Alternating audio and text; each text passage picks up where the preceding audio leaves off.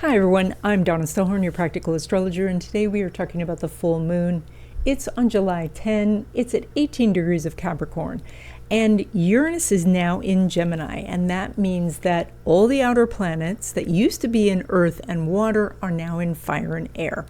So in this video, we're going to talk about this, as well as we are going to talk about the ruler of your second house and the placement of it and how that can bring money into your life. That's in the third section of this video, and so I hope you stay all the way to the end.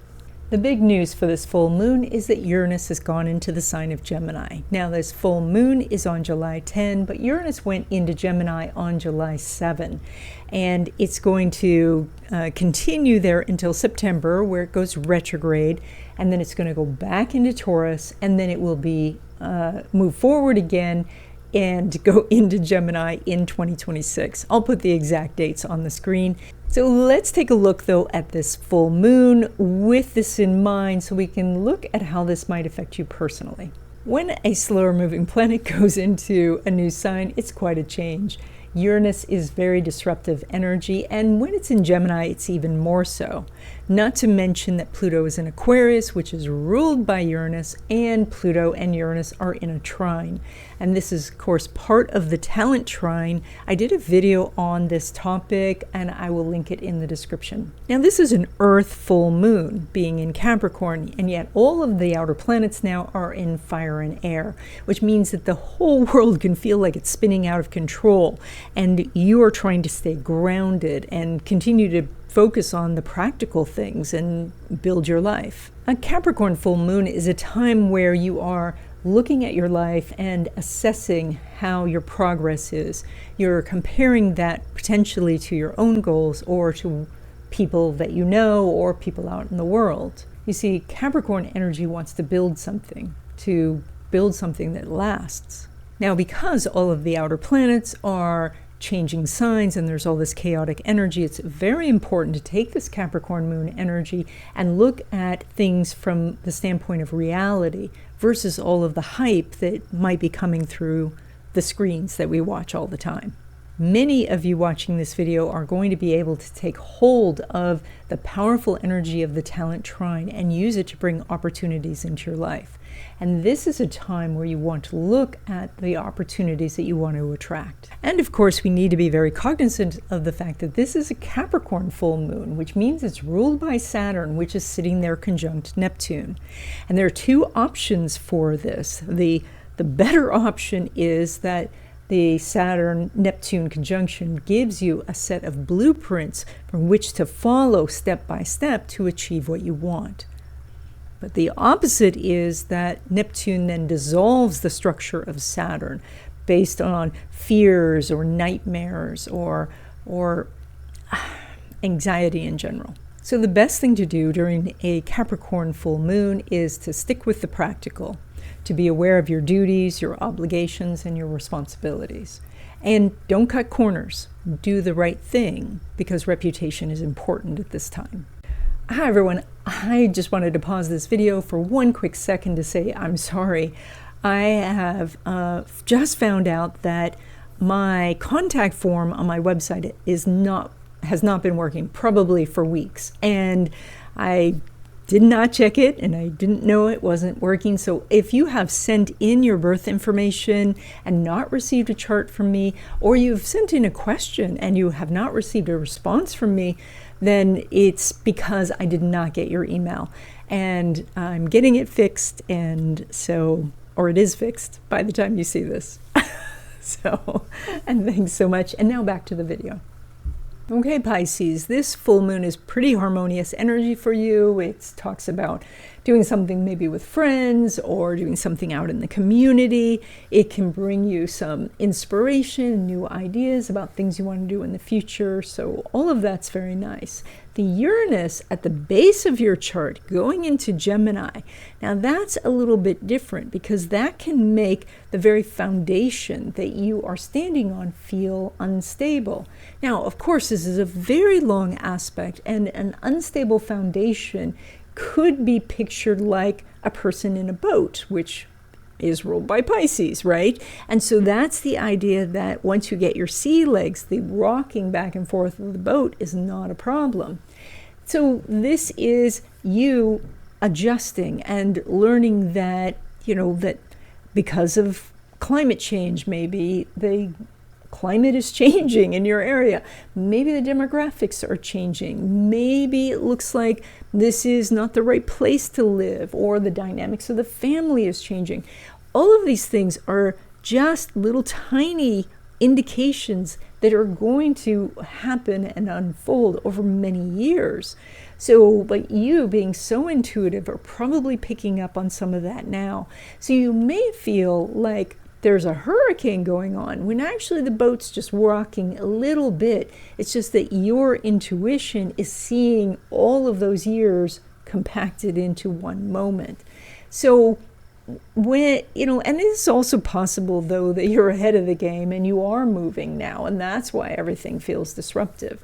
But what's more likely is that this is just a time to think that being on this dry, solid land isn't as stable as people think, and that you actually do better if you just learn to deal with the rocking of the boat. Now, when it comes to relationships of all kinds, Mercury is not making an aspect with Neptune, and so there is this energy of that your values, that the things that are important to you may not be important to the other person, and because the two of you are not aware of that or you're not talking about it, that's where the disconnect is. So, and that's something as simple as, that you really want to save money but your partner really wants to spend money on the kids or something like that.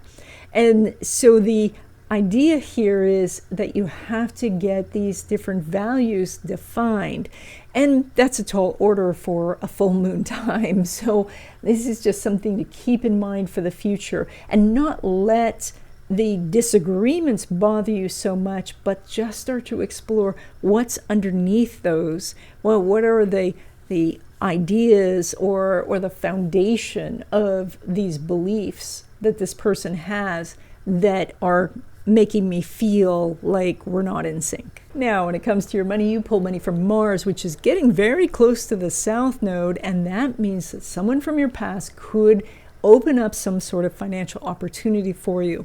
And that could be somebody you worked with in the past, somebody you worked for in the past, or just someone that you knew. Maybe they want to start a business with you, or they know of an opening. So look for somebody that you have known before. Maybe you meet them through a professional website, maybe they just text you, but that someone is going to open a door for you, and then you can decide whether you want to go through it. Now, when it comes to money from business or from investments, you have a very strong money chart, and it's likely you're going to make more money than usual, but you are going to be quite busy.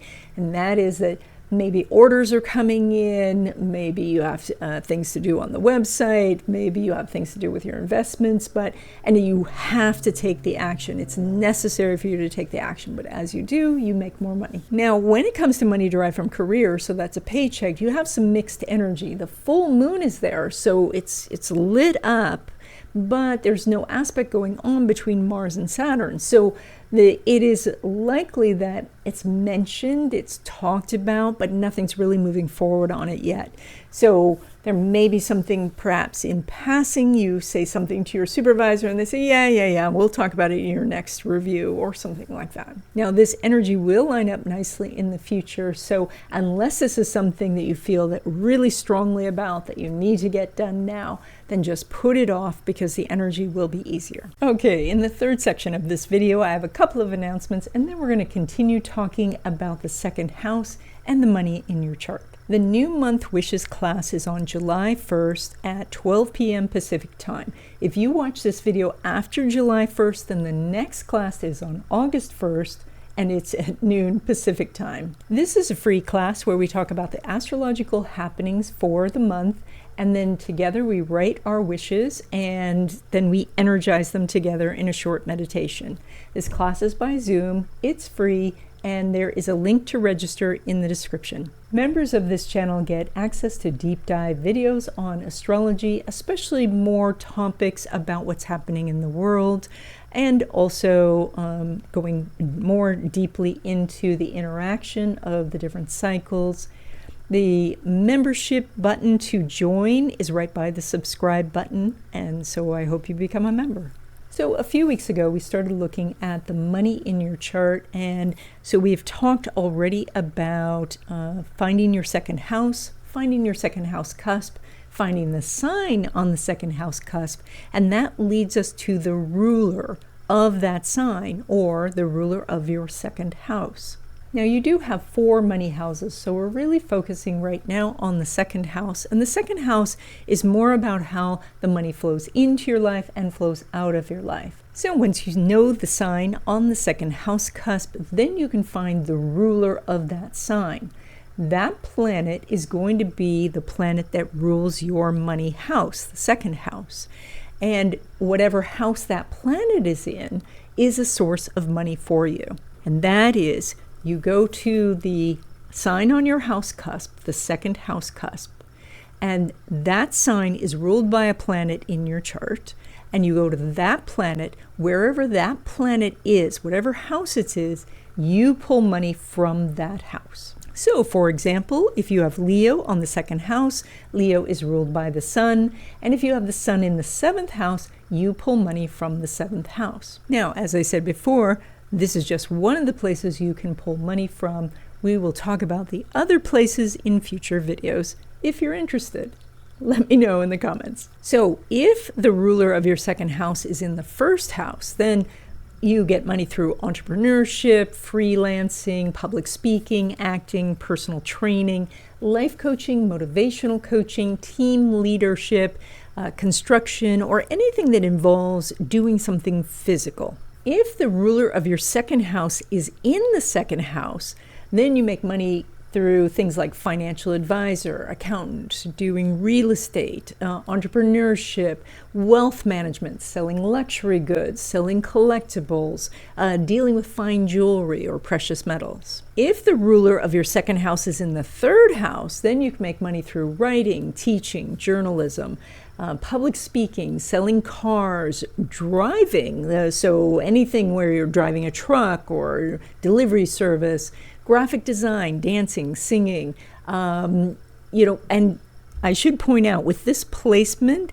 this is the most common placement I see for CEOs because it also aids in communication. If the ruler of your second house is in the 4th house, you could make money through real estate, home-based businesses, interior design, home renovation, dealing with antiques and collectibles, landscaping, family counseling, historical research, home organizing, or having a daycare. If the ruler of your second house is in the 5th house, then you could make money through things like creative arts, the entertainment industry, gaming, fashion design, children's education, party planning, fertility services, speculation, which includes gambling, music, theater, and content creation. If the ruler of your second house is in the 6th house, you can make money through healthcare services, medical billing, fitness training, being a personal assistant, pet care services, alternative healing,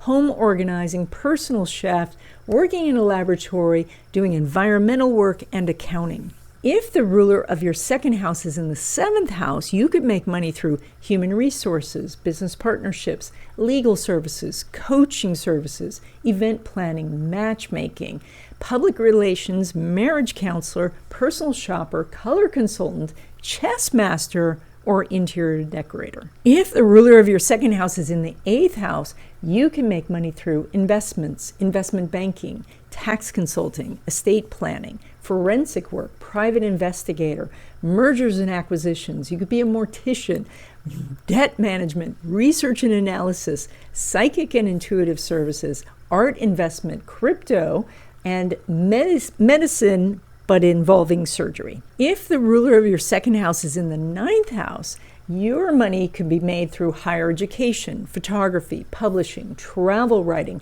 legal consulting, foreign language instruction, spiritual or religious leadership, international relations, import-export businesses, and legal services.